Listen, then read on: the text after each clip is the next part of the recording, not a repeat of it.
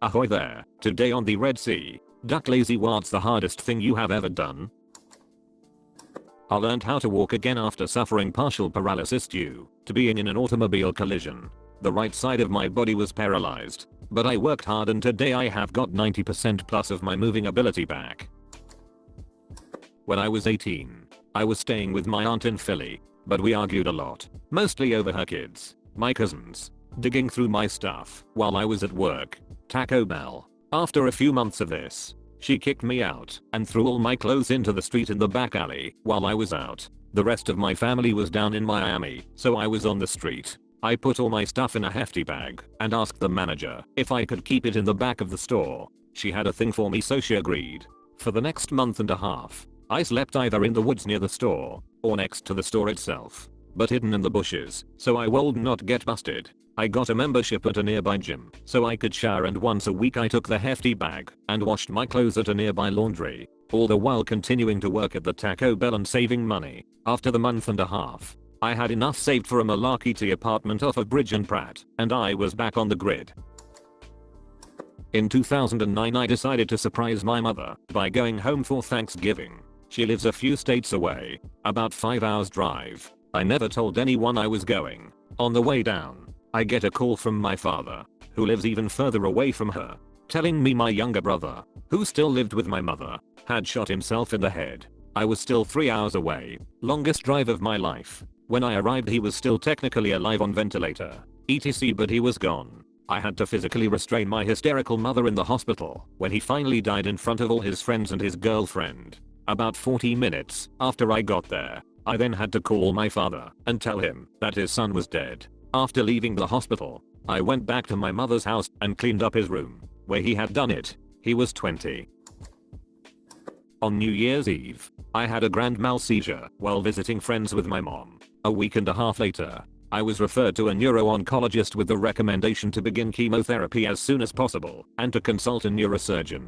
2 weeks later, I returned to complete my final semester as an undergraduate with doctor's appointments lined up. My student health insurance would not approve treatment until the student health center referred me to another specialist and did the tests again. I did not drop my jobbers and ran at the dorms. I front-loaded all the coursework I could while I redid MRIs and a court. I did not tell any of my residents, other than close friends and work. No one knew, because even the doctors were not sure. By April, the diagnosis was changed to a benign tumor. Surgery could wait until after graduations. I walked in all 3 ceremonies, general and 2 majors. 6 days later, I went in for surgery. I was released in 2 days. 1 month later, most of my hair is gone and I have a U-shaped incision larger than my hand. I begin radiation therapy to ensure it does not grow back in less than a month. I submitted applications to internship programs and am waiting to hear back. I'm looking for part-time jobs for the summer to cover expenses in the meantime. I'm living in a sublet with people I do not know because I have to stay near my school for school health insurance to cover the therapy.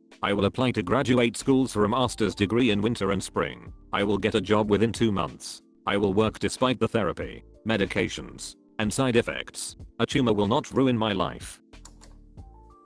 Probably that I made it through my first year of medical school while raising 3 children as a widowed single mother, and did well in school. Going to my husband's funeral was also hard, but at least it did not last too long, and I was still in shock that he was dead, so I do not remember it much. Also, being on bed rest for 10 weeks with placenta previa and intermittent hemorrhaging while pregnant with my twins, knowing the real risks to the babies and myself, was incredibly anxiety proving and ranks up there with difficult things I have done. I bought a house 3 years ago, decided that being very good at DIY, I would rip it apart and redo everything as the place looked terrible. I gutted it completely. I figured it would take about 6 months. I ended up spending every evening and weekend for the last 2 years doing this while living in a small bedroom in my mother's place. For the last year of the project, every day I was edging closer to just giving up, which was actually not an option as the place was ripped apart and not livable. So I would not be able to sell it or live in it. I moved in 3 weeks ago. I spent my childhood in the UK watching a program called The Krypton Factor, labeled the UK's hardest game show.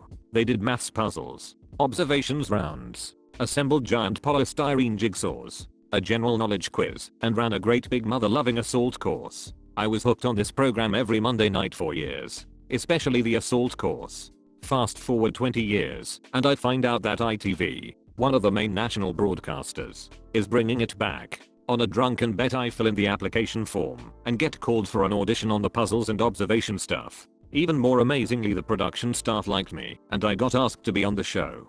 2 months later they drove everyone to an army assault course in the middle of Yorkshire, sat us in a bus, dressed us in ridiculous jumpsuits, which I'm gutted I never got to keep, and paired us up to race against each other. Now at this point I'm 28 and of average build, not fat, but not skinny by a long way, and had done some running to prepare. I'm paired up against a 43-year-old banker from London and I start thinking to myself, I'm gonna humiliate this old man so bad his wife's going to leave him. As we're on the start line waiting to go I start noising him up, don't not worry pops. It'll make sure it does not look too bad on TV and so on. Really laying it on thick. What I found out later that day, whilst alternately throwing up and sucking down huge lungfuls of pure oxygen in the back of the on-site ambulance, is that my counterpart ran triathlons every weekend. The last of which was in the Arctic Circle, and that a 2-mile jog does not prepare you for an assault course designed to make Marines cry.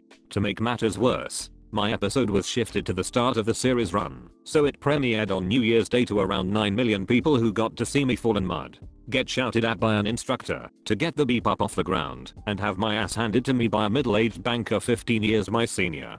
Good times. Finishing college after my father murdered my 3 siblings, killed himself, and then burnt our house down. Giving him a larky about anything, especially college. Took a while. I will get my degree in mechanical engineering in August. I lost 150 pounds, half of my heaviest body weight, and have kept most of it off for 5 years. I got trapped in a revolution with a bunch of war photographers, then I wrote and illustrated a book about it. It was a long time goal to create a book like this. I never thought I'd manage it. And the one thing that made it possible was the fear I felt beforehand. It ended up motivating me.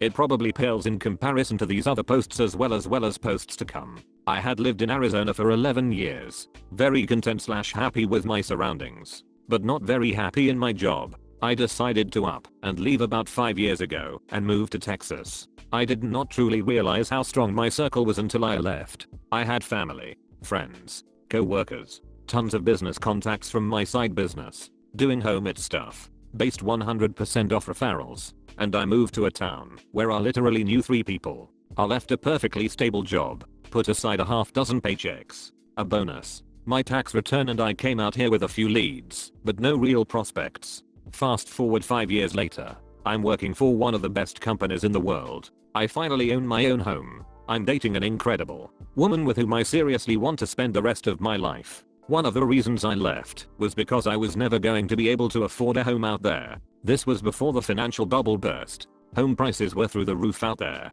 but the fluctuation was considerably less out here. The cost of living and quality of life are much better. I have kick-ass neighbors on either side of me. Picking up and moving 1,000 miles away was one of the scariest things I did, yet one of the most liberating things I did. I have been working at a startup company for the past 5 years. 3 years ago, my GF and I gave up our salaries for stock-only compensation and moved into the founder's house. We work 70 to 80 hours a week. No days / holidays / vacations off, unless we happen to be sick. Conservatively, in that time, I have put in 43-68 hours of work. Things I learned that I knew nothing about before joining the company. Digital / analog circuit design basics, AI programming, 3 new programming languages, video editing / voiceover, GUI design / dev, various development methodologies, business / management strategies, Linux, server hardware, Reddit and more. I have little / no income and my credit / taxes are shot to malarkey. Definitely the hardest thing I have ever done, and I'm still doing, in my life. Trying to forgive my wife for having an affair.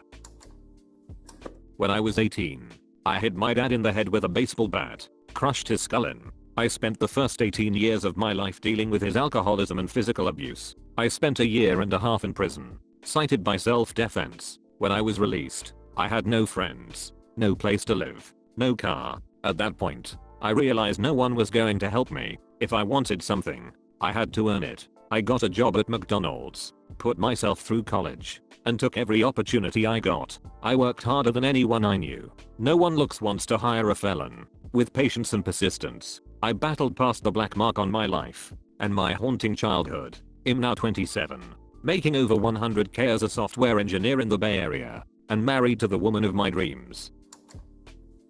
This will sound really pathetic, but I remember limping to the beach bathroom stall after not even realizing I was being near fatally stung by a horde of jellyfish. At a young age, I did not even know what a jellyfish was. I even touched one on purpose, I think. Just felt intense pain and numbness at the same time, and I limped 1,000 feet to the bathroom/shower area on the beach. Collapsed like a boss. Thank God someone found out immediately that I was in trouble. I can only remember the few weeks of being barely conscious in a hospital bed after that. I was small enough that the stings would have been fatal if I did not get found out immediately. I walked 35 miles along the Appalachian Trail in PA with a leg that was broken in 22 places. The stupid thing was, I did not break the leg on the trip. I broke it beforehand. I was poor and had already paid for the trip. The leg was too swollen to cast, and I'm extremely stubborn. I strapped on an air cast and went for the weekend hike. After about 300 feet, I realized I was not going to make it without a little help. So I sat down and cut to ski pole like walking sticks and used them instead of crutches. The foot swelled up so badly I could not take off the boot to sleep, for fear that I'd never get it back on. And after the trip, I could not walk for 3 days or so. After the swelling went down, my doctor was astonished to find that the leg had mended at about twice the normal rate, and ended up advocating for earlier physical therapy in cases like mine. I ended up never needing a cast, since the fractures were not compound, and did not require setting, and had started to heal themselves back together during the hike. Whoa, hey, take it easy, it is the end of the video. Do not worry, there are many more. Come aboard the ship for more trips. Like and subscribe for more posts from the Reddit Sea Cove. Thanks for watching.